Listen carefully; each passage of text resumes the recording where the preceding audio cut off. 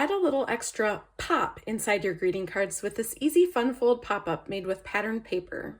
Hi, I'm Jessica Taylor from Ink It Up with Jessica, and in this video I'm going to show you how to make these easy pop-up cards with your patterned paper. You'll want to pick your patterned paper first. You'll need a 6x6 piece for the inside pop-up, and because you can see both sides a little bit, you want to make sure that both sides look okay together.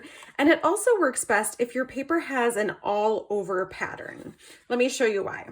Because you're using a piece of square paper, when you have an all-over pattern, you're using it the diamond way. And so if you have an obvious up and down pattern, that's going to show. This has an all-over pattern, so this would be perfect. Also, both sides look really good together. This one does have an up and down pattern, but because it's flowers and it's not real obvious, I think that this side works great for the inside pop-up, but I probably would not use this side, although it still looks okay. This is the piece that I am going to use to make this card. Even though this side has an obvious up and down, because I use the peaches on the back, this piece works perfectly. Here are two examples of patterns that don't work as well. Because the hearts are up and down, when you turn that on the diagonal, then the hearts are sideways, and I don't like that as much. Same with the rainbows on this piece. So once you've decided on which pattern paper you're going to use, you can pick a color for your card base and make that next. I'm going to make a Calypso Coral card base, and I'm going to cut my cardstock first the long way. This is 8.5 by 11. I'm going to cut it so that I have a piece that is 4.25 inches by 11. So you could make two card bases out of this one sheet of cardstock. Then I'm going to turn it and I'm going to score it at 4.25 inches. And I have a scoring blade right on my paper cutter, so I'll use that. And then I'm going to score it at 5.5 inches. Now we'll just fold it in half on that score line, on the 5.5 inch score line. Give it a good crease with my bone folder. And then this is going to fold up on the second score line, or on the 4.25 inch score line, like so. I find it easiest to decorate the front of my card first before I put the pop-up inside. If you want to use pattern paper like I did on this card and have your pattern paper kind of flow across that score line, you'll want to start with a piece that's 4 inches by 5 inches and then cut 1 inch off the top. I actually find it easiest to measure the 1 inch on this side. So this is the top of my pattern and I'm cutting 1 inch off. So you can see when I tape these pieces onto my card front, the pattern of the peaches is just going to flow right across them. You don't have to use pattern paper on the front of your card. In fact, you can decorate it any way that you'd like. However, you don't want to add too much bulk to the front, so don't add too many layers. Because the inside pop-up makes your card pretty thick, you need to keep it as light as possible on the card front. So I just want to make sure that my pattern lines up. And then this piece I'm centering in the top, and the score line is here.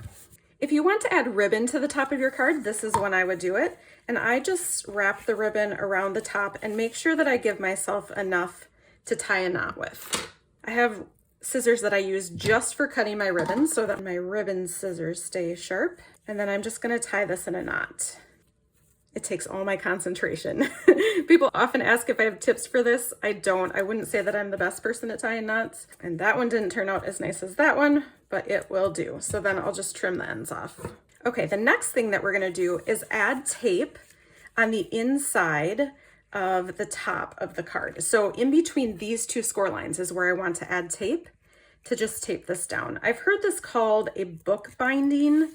So if you wanted to just make a card like this, you could. You don't even have to add the pop-up if you don't want to. My tape is doing funny things because of the ribbon. It sometimes does that, but that should be enough. So then I just want to make sure that my ribbon is laying flat how I want it, and then I'll tape that top piece down. Okay, now we're ready to make the pop-up for the inside of the card.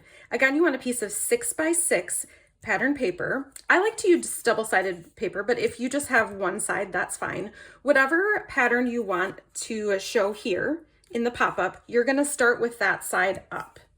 Then we're going to fold it in half and just try to make sure that you're lining up your corners really well. And I like to give it a good crease with the bone folder. And then I'm going to fold it the opposite way Again, making sure that I'm really lining up my edges. You could score this at 3 inches both ways if you wanted to. But then I'm gonna flip it over. So the pattern that I want is down, and I'm just gonna fold it on the diagonal one way. So again, really lining up the corners and the edges. And then I'm gonna use my bone folder to give that a nice crease. And then you're going to gently fold on all those score lines so that these diagonal ones tuck in, and you're going to have a square that you're going to tape on the inside of your card. This is where I find the bookbinding part really helpful, is that I can tuck this top corner kind of into that fold here. And then I'm just going to make sure that all of my corners are inside. This might be helpful if you had grid paper underneath so you can make sure that things line up, but that looks pretty good to me. So I'm going to try to carefully add tape around the edges of the square. You might want to use some like glue for this because it's a little more forgiving. Also, if you are worried about knowing how to fold this right, you might want to practice on computer paper first. So once I have tape all around the edges, I'm just going to fold the card down. So I know now that it's going to fold shut nicely and open nicely. So I'll just flip it over, and then I'll add some tape just around the edges here.